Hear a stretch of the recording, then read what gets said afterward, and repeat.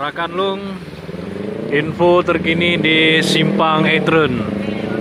Nah, kondisi air semakin meninggi.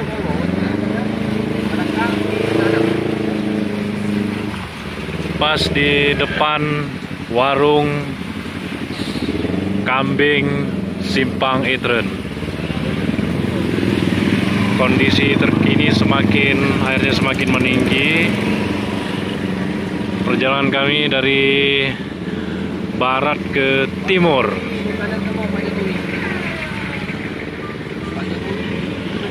Info buat teman-teman yang mau perjalanan jauh,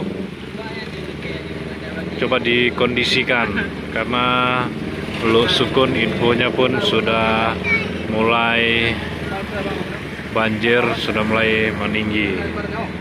Iya. Nah.